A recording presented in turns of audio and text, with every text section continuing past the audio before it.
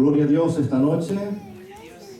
Creo que nosotros como pueblo de Dios tenemos el privilegio que pues alguien perdió un día hace mucho tiempo estando allá arriba ministrando y pues no se conformó y perdió un privilegio que ahora nosotros tenemos: ministrar la alabanza del Señor, declarar la gloria de Dios, declarar el poder de Dios. Ese ser dijo un día: seré como Dios y voy a establecer mi trono junto a él. Se olvidó que él es una criatura, es un ser creado, que solo Dios es Dios, que solo Él es el creador del universo, nuestro hacedor, y por eso esta madrugada le alabamos a Él y solo a Él. La Biblia dice que Dios habita en medio de las alabanzas de su pueblo, que donde está su pueblo, ahí está su gloria. Por eso nos gozamos con la alabanza, con los cantos, y cada vez que tenemos la oportunidad, cada día, alzamos nuestra voz para adorar a Jesucristo el Señor. Por esa gracia ahora somos salvos. Vivimos para adorarlo y servirle. Cristo tuvo misericordia de nosotros.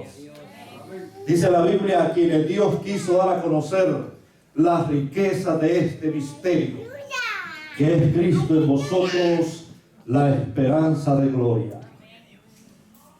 Jesús dijo: Padre, te alabo, porque escondiste estas cosas de los sabios y de los entendidos y las revelaste a los niños.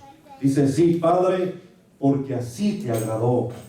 Y nadie conoce al Padre sino el Hijo, y nadie conoce al Hijo sino el Padre y aquel a quien el Hijo lo quiere revelar. Y usted está en ese grupo a quien Dios les plació revelar una salvación tan grande. Por eso, esta noche nos gozamos como pueblo de Dios, como redimidos del Señor, y es un privilegio para mí. Creo que es la segunda vez esta que estoy con ustedes. Creo que esta es la segunda vez. Sí, ¿verdad? Entonces, gracias, hermano. El hermano Viera, hermano José Manuel Viera, por invitarme. Y qué bueno poder compartir la palabra esta noche. Espero que después del grupo de estar siendo ministrados por el estudio de alabanza, pues oigamos la palabra del Señor. Gálatas capítulo 5. Esta es una prédica, una palabra pues que no siempre quizás es agradable, que no siempre quizás puede caer bien, pero una cosa yo sé: solo la palabra de Dios puede sanar. Solo esa palabra puede curar, y es necesario que esa palabra siga obrando en nosotros. Capítulo 5 de Gálatas. Gloria a Dios. Verso 19 al 21.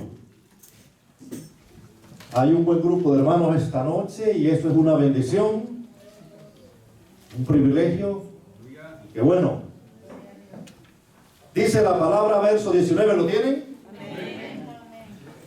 Y manifiestas son las obras de la carne, que son adulterio, fornicación, inmundicia, lascivia, idolatría, hechicerías, enemistades, pleitos, celos, iras, contiendas, disensiones, herejías, envidias, homicidios, borracheras, orgías y cosas semejantes a estas, acerca de las cuales os amonesto, como ya os lo he dicho antes, que los que practican tales cosas no heredarán el reino de Dios. Oramos. Padre, te damos gracias en el nombre de Jesús. Padre, establécenos en tu palabra cada día. Vivifícanos, Señor, en esa palabra. Danos un corazón conforme a tu palabra. Te lo pedimos en el nombre de Jesús. Solo tu Espíritu Santo puede vivificar esta palabra en nuestros corazones. Solo tú lo puedes hacer. Y te lo pedimos en el nombre de Jesús. Pueden sentarse, hermanos. Quiero predicar esta noche sobre este tema. Es un tema grande, sencillo. Cosas que nos impiden ir al cielo. Así. ¿Quiere usted a los creyentes? Sí, es que esta palabra fue para una iglesia. La iglesia de los Gálatas. Y a esos hermanos que ya eran salvos, que ya eran convertidos, el Espíritu Santo dio a Pablo para advertirles de algunas cosas. Y la iglesia del Señor, como pueblo de Dios, hemos cometido un error. Y es que hemos creído que hay pecados más serios que otros. Y ese es un error. Porque sí pueden haber pecados más escandalosos que otros. Eso es diferente. Pero todo pecado es serio, hermano. Aleluya. Todo pecado es serio delante de Dios. Yo sé, usted sabe que sí. Hay pecados que hacen más ruido, hacen más bulla. Pero todo pecado debe ser tomado en serio. Entonces, el apóstol Pablo escribe una lista de pecados que si los toleramos en nuestra vida, nos arrebatan la salvación.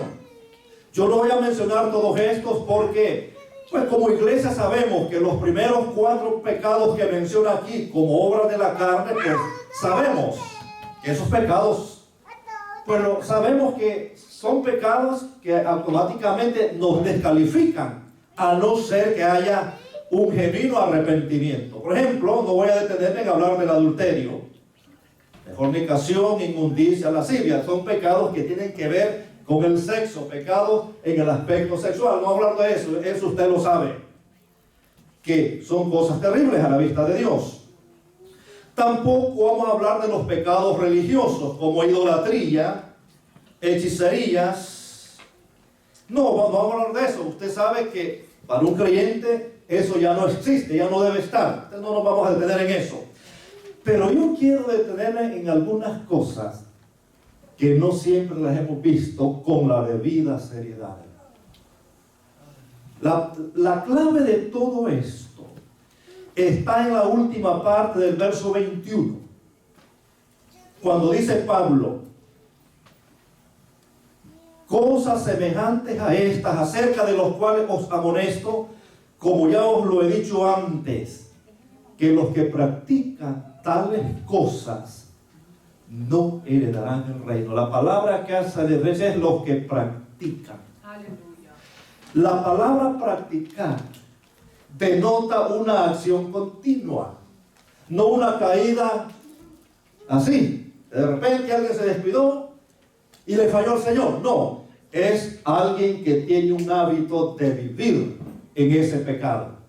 La Biblia dice que como creyentes todos los días necesitamos ser limpios por la palabra, ¿verdad? Eso dice la Biblia. El apóstol Pedro no entendió esa verdad cuando el Señor Jesús está lavando los pies de los discípulos y Pedro dice, Señor, tú no me vas a lavar los pies a mí. La declaración de Cristo lo impacta y le dice, Pedro, si yo no te lavo los pies, tú no tienes parte conmigo. Y Pedro reacciona y dice, si es así, no solo lávame los pies, sino báñame. Y Jesús le dice, Pedro, no necesitas ser bañado. Ustedes no necesitan ser bañados porque ustedes ya están limpios por la palabra. Lo que necesitan es lavarse los pies. Lo que está diciendo es que el creyente por la fe en Cristo ya es salvo, pero en el caminar diario se contamina. Un pensamiento que fue admitido que no era correcto, una actitud que no estaba de acuerdo a la palabra y que cada día eso uno tiene que ser limpiado. Eso es muy diferente. Pero otra cosa es intencionalmente quedarse viviendo en un estado de pecado. Y es lo que dice el apóstol Juan en su primera carta, cuando dice: el que practica el pecado es del diablo. O sea, ha hecho el pecado un estilo de vida.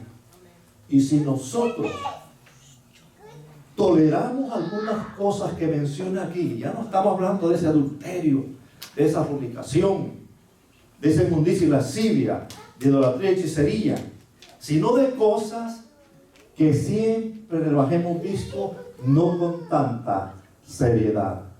Doy la atención primero en el verso 20. La primera cosa que quiero mencionarle que nos arrebata el reino, que nos impide entrar al cielo, es sencillamente esto: enemistades.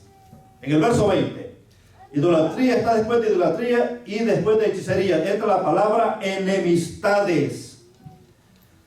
¿Qué significa esa palabra en este pasaje, en este texto? Cuando uno descubre y compara varias versiones de la Biblia, todas las traducciones lo traducen como odio y otras lo traducen rencor.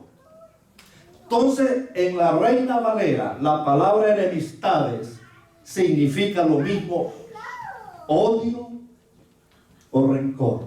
Y de hecho, la Biblia es clara en decir que si nosotros guardamos rencor contra alguien, nosotros no calificamos para ir al cielo. Amén. Por lo tanto, esto es demasiado serio. Aleluya. Uno tiene que saber que la Biblia es clara en decir que cuando alguien nos ofende, tenemos que perdonar. Aleluya. La prueba más difícil del creyente es la prueba de las ofensas. Amén. Siempre va a haber gente en la tierra que lo va a ofender. Usted debe saber eso. Olvídese que va a llegar el día en su vida que nadie lo va a ofender. Siempre va a haber alguien que con una palabra, con una actitud, con un gesto, con una mirada lo va a ofender. Eso no tiene por qué agarrarlo de sorpresa a usted. Pero usted debe saber que a la luz de la Biblia se nos manda perdonar a toda persona que nos ofende. La Biblia dice: soportándonos unos a otros y perdonándonos unos a otros de la manera que Cristo os perdonó, así también hacedlo vosotros. Colosenses 3:13.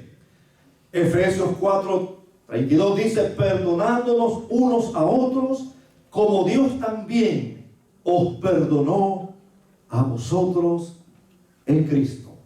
Entonces, hay una orden, hay un mandato. Perdonar a otros por la ofensa que nos hacen no es una opción, es un mandato, es una orden.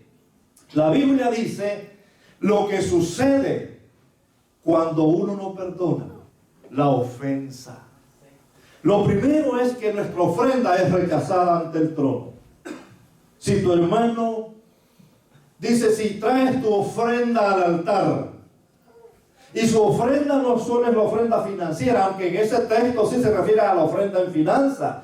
Si traes tu ofrenda al altar, es finanza. Pero su ofrenda puede ser ese coro que usted entona en su casa en el momento devocional.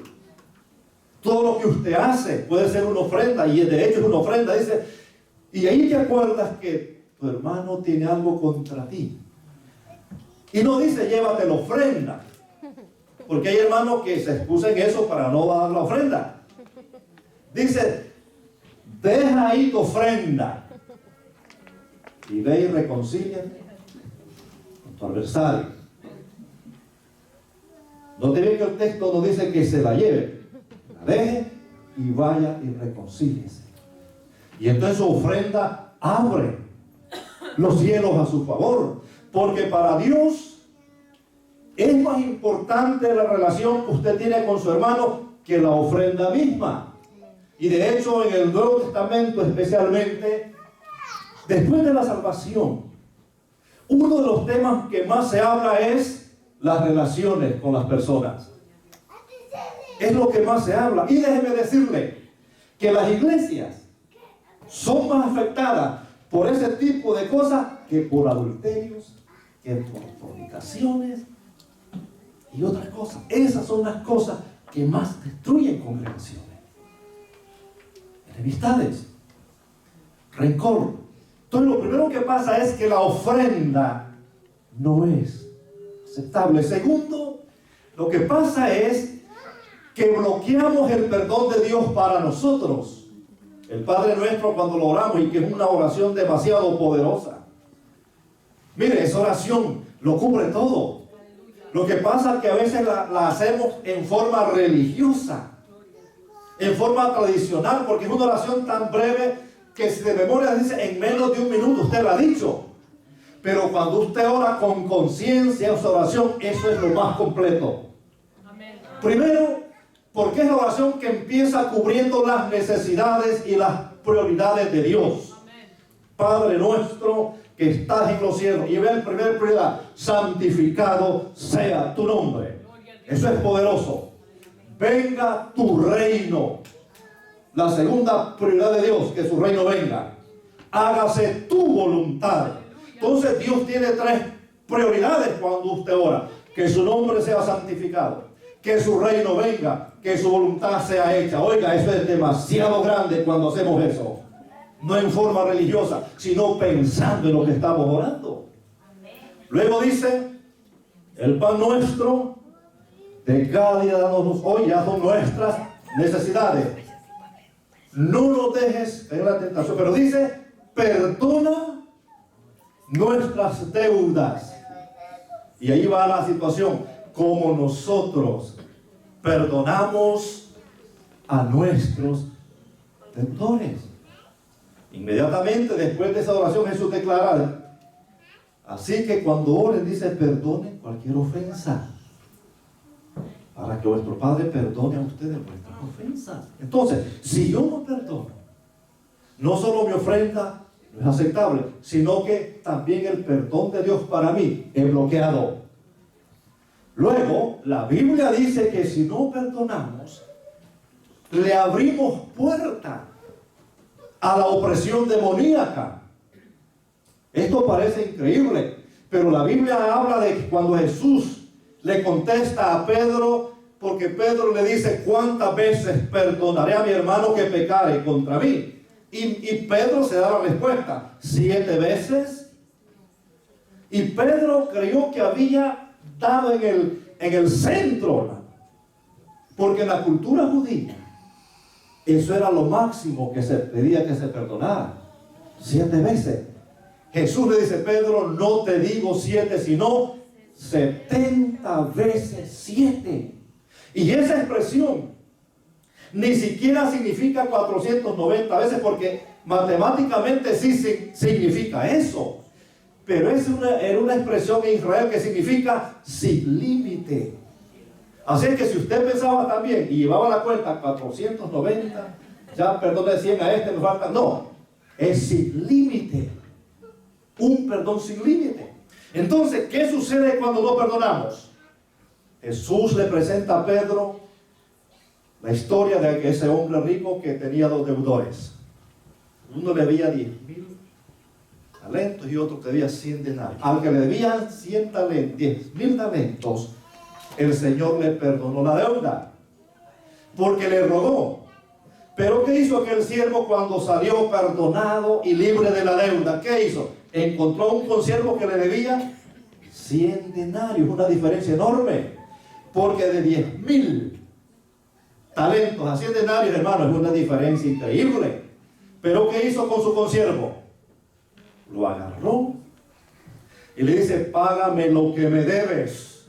Y lo tuvo ahí, lo atormentó. Y dice que los otros consiervos vieron y fueron a su señor y le dijeron lo que estaba haciendo aquel consiervo.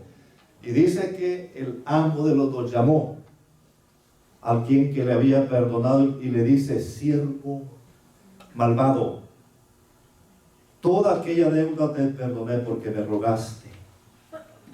¿No debías tú también haber perdonado a tu consiervo? Y dice que fue a la cárcel, lo entregó a los verdugos. Y esa expresión es que si uno no perdona, se le abre puerta para que espíritus, fuerzas malignas opriman nuestra alma. Y yo no estoy hablando de posesión demoníaca, porque yo sí creo que un verdadero cristiano no puede ser poseído, pero sí puede ser oprimido. Amén, gloria a Dios. De eso sí yo lo creo. Aleluya. Un creyente en un momento puede estar bajo la opresión de fuerzas malignas. Amén. Y se ha descubierto en la experiencia de muchos creyentes que a veces está enfermo en varias áreas porque el espíritu de perdón no fluye a través de él. Especialmente enfermedades que tienen que ver, por ejemplo, artritis. Yo no estoy diciendo que toda artritis es por eso, pero médicamente se ha probado que el rencor comienza a afectar los huesos de una manera que uno no tiene idea. Entonces sí, hermano, le abrimos puerta al enemigo cuando no perdonamos. Y por último, lo que sucede en este caso de cuando no perdonamos es que nos volvemos homicidas. La palabra odio aquí, rencor, es la misma que usa el apóstol Juan en su primera carta cuando dice: el que aborrece a su hermano es homicida. ¿Y qué es homicida? Asesino. Gloria a Dios. Dirá, el pastor vino a decirme asesino. No, lo dice la Biblia. Y dice: y sabéis que ningún asesino tiene vida permanente, en él ningún homicida. En otras palabras, hermano, nuestro trato con Dios, nuestra relación con Dios es en nuestro corazón. Y Dios ama la verdad en lo íntimo. Dios conoce la mente y el corazón. Aleluya. Y así como cuando un hombre ve a una mujer y la codicia delante de Dios, cometió adulterio. Amén. Que no consumó un acto físico para Dios en su corazón, ese hombre necesita arrepentirse. Es así, porque en su corazón toleró el pecado. Que es cuestión de tiempo para que consuma un acto sexual físicamente, eso es otra cosa, pero en su corazón eso ya estaba engendrado.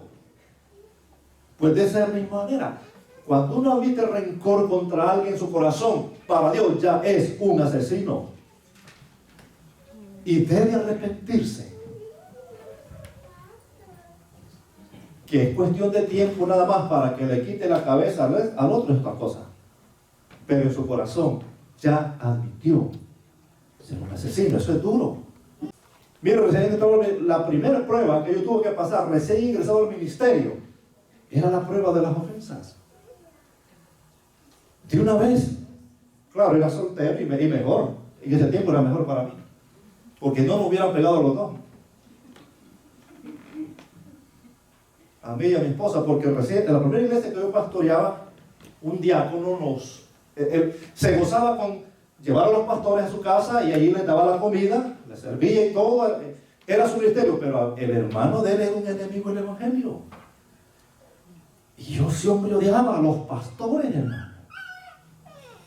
Y un día él observó que el hermano de él no estaba donde yo me quedaba, y llegó y me golpeó. Yo tenía dos opciones: llenarme de rencor y abandonar el ministerio, o perdonar a ese hombre. Yo sabía que solo tenía dos salidas: o perdono a ese hombre, o hasta aquí llegué.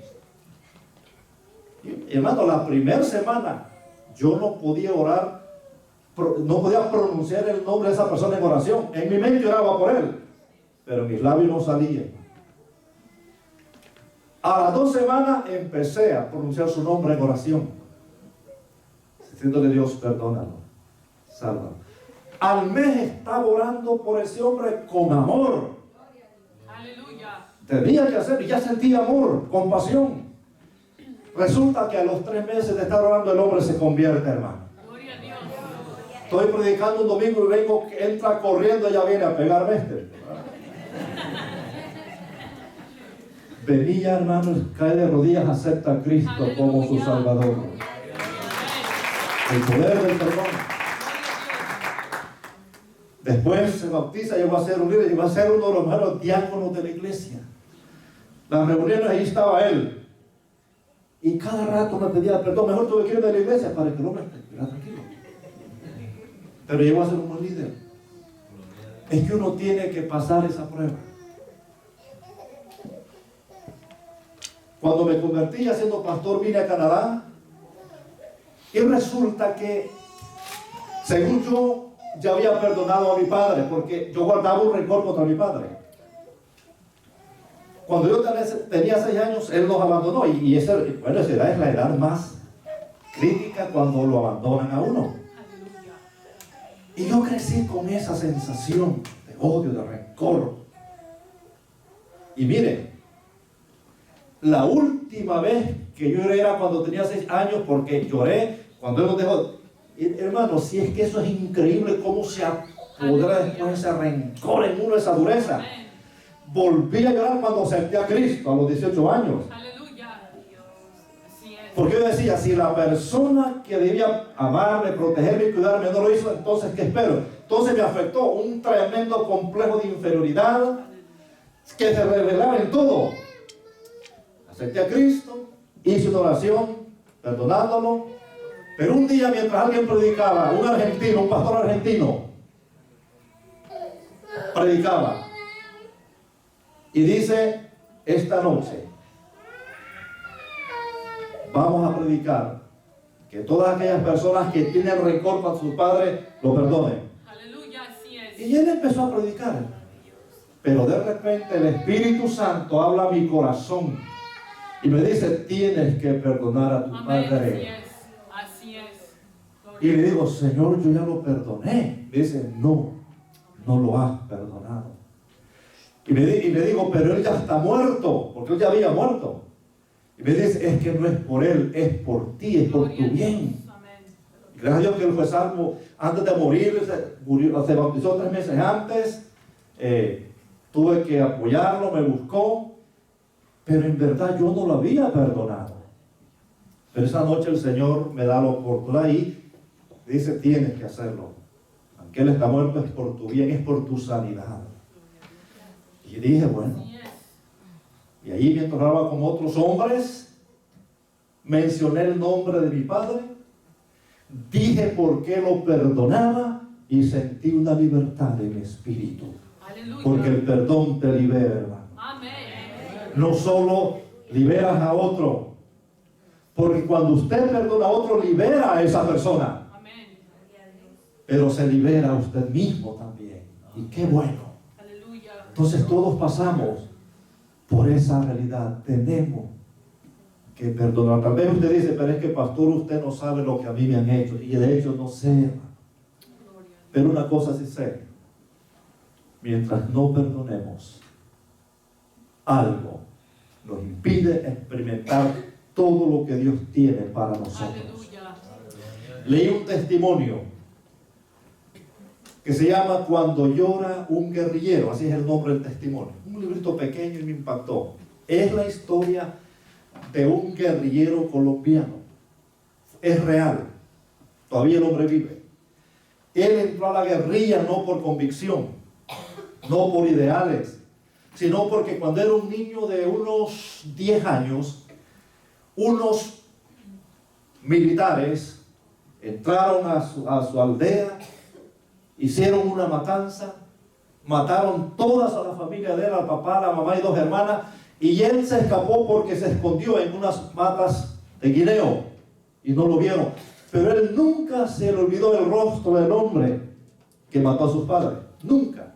Entonces en su odio él ingresa a las guerrillas con la idea de un día vengar esa muerte y encontrar a ese hombre. Y él creció, se hizo hombre, peleó, pero él jamás olvidaba que entró a ese movimiento para encontrar al hombre que había matado a sus padres.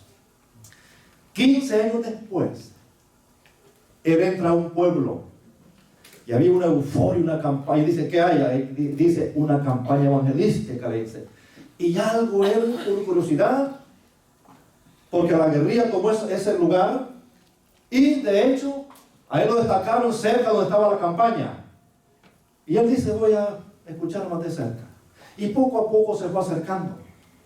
Finalmente se encuentra sentado en una banca de la iglesia atrás. Y Dios, hermano, ese día, mientras un hombre predicaba, tocó el corazón de este hombre. Y cuando hace llamamiento, el hombre pasa a aceptar a Cristo con todo y la pistola aquí y el fusil. Y pasa en el altar. Lo tremendo es que cuando el evangelista hace la oración de fe y va dar la mano a cada uno, él se da cuenta inmediatamente que el evangelista era aquel hombre que había matado a sus padres. Para él esa fue unos segundos fue una eternidad. Y él poco a poco fue poniendo su mano en el arma. Y el Señor Jesús le habla por el Espíritu y le dice: acabo de perdonar todos tus pecados. Por lo tanto, perdónalo a él. Y Dios ahí reconcilia a dos personas.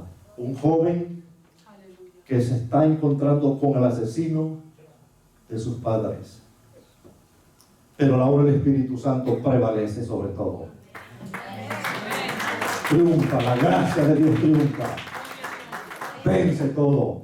Y le dice: no me conoce, ¿verdad? Pero después, no le dice: ¿se acuerda tal lugar? Hace tantos años. Sí, le dice: yo era un militar. Le dice: pues sepa que usted es el que mató a toda mi familia.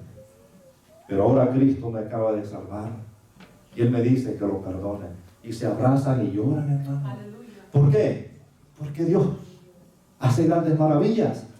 Y cuando uno dice: es que no puedo perdonar, uno debe saber que con la gracia de Cristo le puede extender el perdón a cualquier persona Gloria a Dios. que lo ha dañado. Amén. Que solo con esa gracia podemos hacerlo. Entonces, rápidamente, sigue después pleitos. En este caso significa lucha, discordia, por lograr posición, ascenso, reconocimiento. Es lucha, es discordia con el propósito de alcanzar una posición, un reconocimiento. Dirá: ¿se da en la iglesia? Sí, hermano, se da en las iglesias. Si no, pregúntenle a los discípulos. Andan con Jesús. ¿Y cuál era la lucha de ellos? ¿Quién iba a ser el más importante? Es que esto es así ha sido, hermano, y hay que cuidarse de esto. Pleito en este caso significa lucha, pelea por ser el primero, ser el superior, ser el más grande. Y dice la Biblia que era tanto que en un momento Jesús los escuchó discutiendo quién sería el más grande en el reino. Y usted se imagina a Pedro ahí diciendo: soy yo, porque al fin a mí es el que más me revela el Padre. Yo soy el que caminé en el agua, y tenía razón el hombre. A mí se me reveló que Él es el Mesías. Juan pudo haber dicho: bueno, no, Pedro, soy yo, porque soy yo el que me recuesto en su pecho, soy el que tiene más confianza.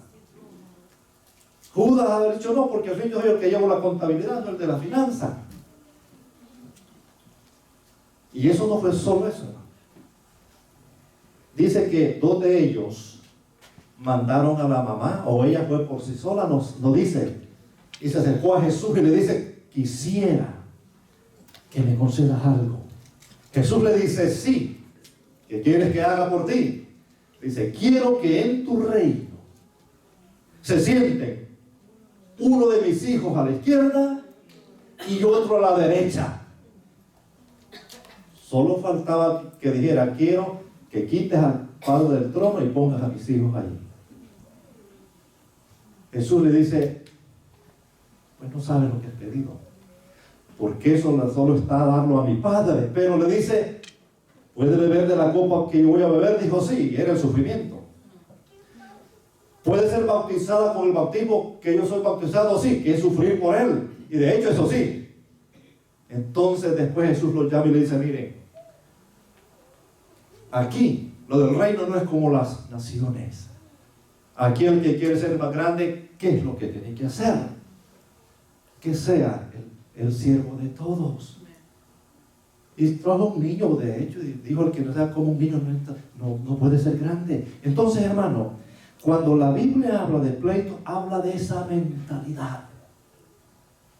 Pleitos para alcanzar un rango. Y aquí solo hay un ministerio, que es el de servir a los demás. Porque al final, el único grande aquí es Jesucristo. El único grande es Jesús. Nadie más. Y le decimos a Jesús: no a nosotros, Señor.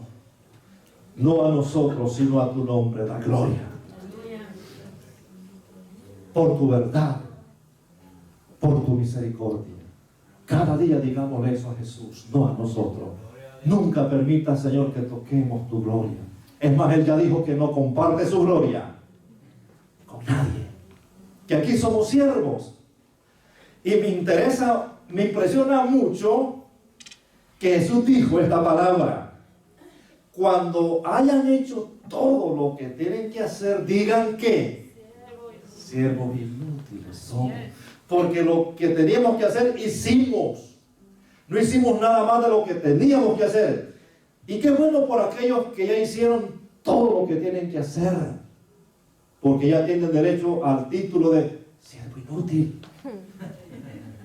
Porque por lo menos yo no creo todavía que he hecho todo lo que tengo que hacer. Y así es que ni siquiera aspiro a ese. No puedo tener ahí en la oficinita pequeña ese título todavía, siervo inútil. No, todavía no. Porque me falta mucho todavía. Dios nos ayude. Amén. Reconozcamos Aleluya. que la gloria es para Dios. Amén. Que mientras más usted lo exalta a Él lo puede levantar a Aleluya. usted. Amén. Que a Él le place, lo puede levantar. Gloria a Dios. Que si a Él le place, lo puede ubicar en un cargo. Si a Él le place. Porque al fin, este es negocio del Señor, no nuestro. Entonces, pleito es lo segundo, que si no tratamos con Él nos puede impedir. Pero ¿qué sigue después? Celos. Celos en este caso es resentimiento por el éxito de otro. Sentirse resentido porque alguien está triunfando, eso es celo. Y sí, ha pasado en la historia del pueblo de Dios, ha pasado. Pero también está el celo que tiene que ver puramente en las relaciones de esposo y esposa, el celo. Aclaramos que hay un celo que es justificable, por supuesto. Hay un celo que, claro, el sol no se puede ocultar, ¿verdad? Como un dedo. Y cuando ya hay cositas ahí, pues el esposo tiene que ser sabio, observar qué está pasando. O la esposa. Pero es que hay un espíritu de celos a veces que la hermana ve cosas que no son. Sí, hermano, miren. Y eso es terrible. Cuando una hermana está poseída por un espíritu de celo, le amarga la vida a ese hombre. Por nada. Si ve que es a una hermana, es que ya hay otra cosa. No, es que yo vi que usted... Claro. Yo aprendí una vez, porque una vez un diácono, bueno, llegué a una iglesia, llegué y mi primer año de iglesia era una Navidad, y se acerca una hermana y dice: pastor, Dios lo bendiga. Claro, yo le respondí el abrazo a la hermana, sencillo. Pero el diácono me llama aparte después del culto, me dice: pastor, quiero hablar con usted. Yo medio serio, hermano. Me dice: mire, hermano, me dice, mire, pastor, a mí no me gusta que abracen a mi esposa. Yo le digo: hermano, gracias por decirme. Aunque aclaro que yo nada respondí el abrazo que ella me dio. Así. Pero le agradezco y nunca vuelve a pasar. Y de hecho soy de esos pastores, hermanos, que solo que Dios me mueva, hermano. Como que me dejó con miedo el diácono. Pero es que cuando hay ese espíritu, hermano, realmente las personas ven cosas que no existen. Hace algunos años yo estuve desde las 9 de la noche hasta como a las 1 de la mañana con una pareja. Me llamó el hermano y llego, hermano, mire. Y yo sabía que el problema de la hermana era eso. Se iba de las iglesias porque de repente yo sabía que una hermana miró al esposo y ya, eso era suficiente. Serio, hermano. Y traté de convencerla que no era así. Yo conocía al esposo y yo estaba seguro, pues que el hombre era inocente, ¿eh? Pues yo lo conocía. No pude convencer a esta hermana. Y finalmente se fue de la iglesia porque un domingo en el pasillo encontró a la presidenta de los jóvenes, el esposo, y la saludó y con eso fue suficiente. Gente así no va al cielo, hermano. Aleluya. Gente así no va, hermanas así. No, arregle eso. En las iglesias no debería ser así, pero a veces pasa. Digo, a veces. Hermanos celosos, hermano. Y lo que hacen es hacer sufrir a su pobre mujer injustamente. Porque de repente, no es que lo estaba viendo, es que yo vi que lo viste de esta manera, te fijaste en él. Si la hermana no es ciega, va a pasar por este hombre. No puede poner una venda para... No, va a ver. Una cosa es cuando ya es algo que sí sabemos que hay base, y otra cosa es solamente porque este hermano está atado a un espíritu de celos. Dios ayude en estas áreas a nuestras vidas, a nuestras congregaciones, porque suceden cosas. Mire, ¿saben que hay veces que un hermano no puede, una hermana o hermano no puede estar en un ministerio porque uno de ellos es celoso? Que a veces usted está llamando a un ministerio a uno de ellos, pero él no, porque él tiene celos. Sí. Pasa, hermano. Y es pecado delante de Dios. Y gente así no puede seguir, no puede crecer, no puede servir a Dios, porque están atados a este tipo de